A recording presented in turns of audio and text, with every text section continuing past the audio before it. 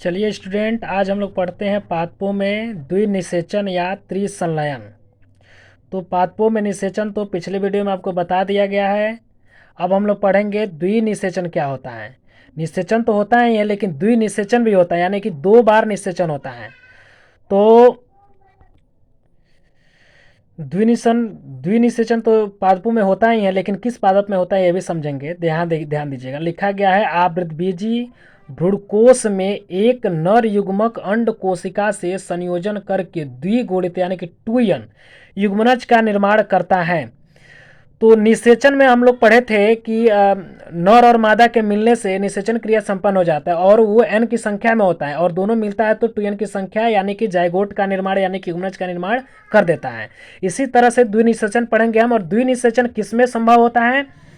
केवल आवृतबीजी पादपों में होता है। कई स्टूडेंट ऐसे होते हैं जो आवृतबीजी और अनावृतबीजी नहीं जानते, तो इसमें आवृतबीजी पादपों में द्विनिषेचन होता है। तो आवृतबीजी पादप क्या होता है, पहले इसको समझेंगे।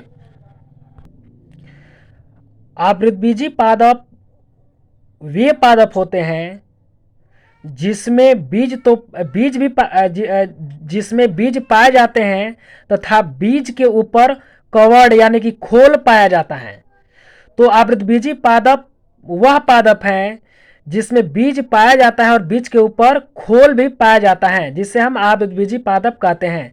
जैसे इसको उदाहरण में अगर लिया जाए तो पहले देखेंगे आवृतबीजी पादप को जो है 2 भागों में बांट सकते हैं। जैसे एक बीजपत्री पादप, द्विबीजपत्री पादप। एक बीजपत्री पादप का मतलब ये हुआ कि मूलांकुर या प्रांकुर में से कोई एक उसमें उपस्थित होता है, और द्विबीजपत्री पादप वह होता है कि जिसमें मूलांकुर और प्रांकुर दोनों उपस्थित होते हैं। जैसे आवृतबीजी पादप का मैं उदाहरण क्या बोलते हैं,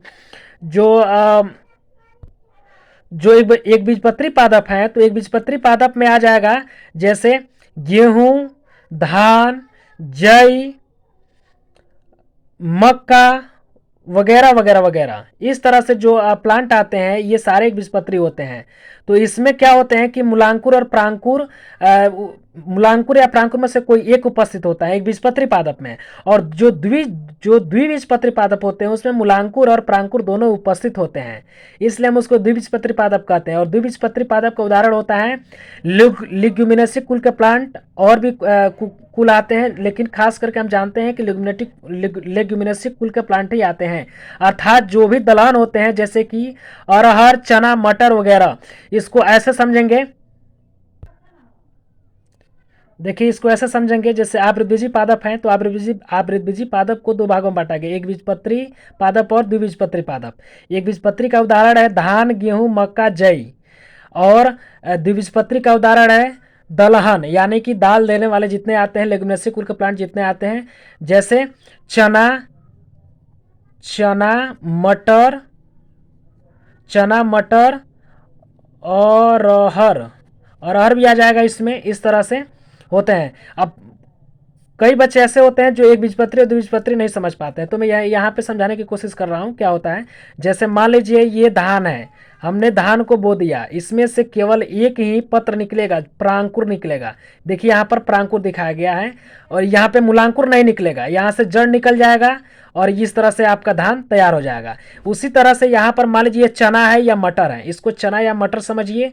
जब चना मटर को बोते हैं तो इसमें से 2 बीज पत्र निकलते हैं, यानी कि बीज के 2 पत्र निकलते हैं। एक नीचे की तरफ निकलता है जिसको मूलांकुर कहते हैं, और एक ऊपर की तरफ निकलता है जिसको प्रांकुर कहते हैं। प्रांकुर प्ररोह का निर्माण करता है, यानी कि प्ररोह का मतलब हो गया कि तना का ऊपर तना भाग बनाता है, और मूलांकुर मूल यानी कि जड़ का भाग बनाता है। तो इस तरह से समझ सकते हैं कि आवृतबीजी पादपों में द्विनिषेचन होता है। तो एक बीजपत्री पादप में और द्विबीजपत्री पादप में द्विनिषेचन होता है। कैसे होता है, आगे पढ़िए। तो इस तरह से इस प्रक्रिया को हम क्या कह सकते हैं, संयुग्मन कहलाती है, निषेचन कहलाती है। इसको निषेचन भी कह सकते हैं, संयुग्मन भी कह सकते हैं, यानी कि दोनों मिलता है तो संयुग्मन हो जाता है। चलिए आगे पढ़ते। तथा दूसरा नर युग्मक द्वितीय केंद्रक के साथ मिलकर त्रिगुणित 3n, यहाँ देखिए भ्रूण पोष केंद्रक का निर्माण करता है। इसको समझेंगे हम लोग।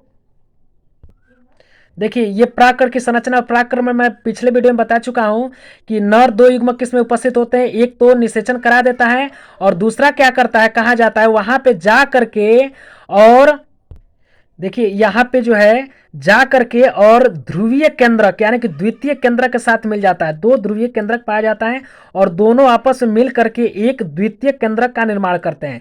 यानी कि जो दूसरा नरयुग्मक होता है वो बीच वाले ध्रुवीय केंद्रक से जा करके, तो इस तरह से ध्रुवीय केंद्रक के साथ मिल जाता है। ध्रुवीय केंद्रक दो केंद्रक होता है, यहाँ पे दो केंद्रक दिखाई दे रहा है और ये अलग से आकर के यहाँ पर ये जो इसका जो केंद्रक है, जो युग्मक है, ये आकर के मिल जाता है। यानी कि दो केंद्रक और यहाँ पर जो युग्मक, ये केंद्रक दोनों मिलकर के त्रिसंलयन कर लेते हैं।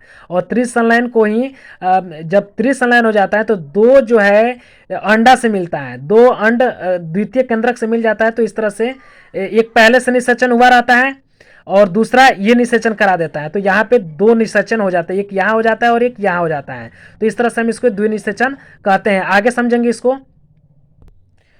देखिए यह प्रक्रिया त्रिसंलयन कहलाती है। क्यों कहलाती है? क्योंकि दो केंद्रक, ध्रुवीय केंद्रक से एक जो है नर युग्मक क्या करता है, मिल जाता है और मिल करके त्रिसंलयन का निर्माण कर देता है। यानी कि यह प्रक्रिया त्रिसंलयन कहलाती है और त्रिगुणित भ्रूणकोश केंद्र का निर्माण कर देता है। और वहां पे जो है यहाँ पे एक तीन केंद्रक का भ्रूणकोश तैयार हो जाता है।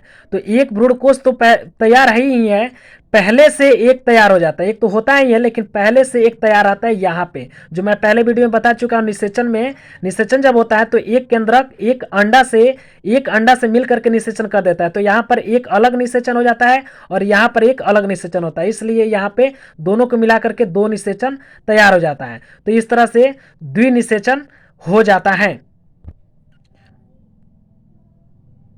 तो इस प्रकार जो है देखिए यहाँ पे इस प्रकार दोनों नर युग्मक निषेचन प्रक्रिया में भाग लेते हैं। पहला निषेचन प्रक्रिया में भाग लेता है, पहला निषेचन क्रिया में भाग लेता है, एक नर युग्मक निषेचन क्रिया में भाग लेता है। और दूसरा जो होता है, जो दूसरा नर युग्मक होता है वो द्वितीय केंद्रक से मिल जाता है। तो एक निषेचन पहले से हो जाता है और एक निषेचन यहाँ हो जाता है, यानी कि दो निषेचन हो जाता है। तो इस प्रकार दोनों नर युग्मक निषेचन प्रक्रिया में भाग लेते हैं, अर्थात निषेचन दो बार हो जाता है। तो एक ही देखिए एक ही सिस्टम में जो है दो बार निषेचन हो जाता है, तो हम इसको द्विनिषेचन कहते हैं। इसलिए इस प्रक्रिया को द्विनिषेचन कहते हैं। हमें विश्वास है कि आप सभी स्टूडेंटों को हमारा जो है वीडियो अच्छी तरह से समझ में आया होगा। यदि समझ में आ गया हो तो कमेंट बॉक्स में जाकर कमेंट करें, लाइक करें तथा हमारे चैनल को सब्सक्राइब करें, हमारे चैनल को आगे बढ़ाने में सहायता करें। धन्यवाद।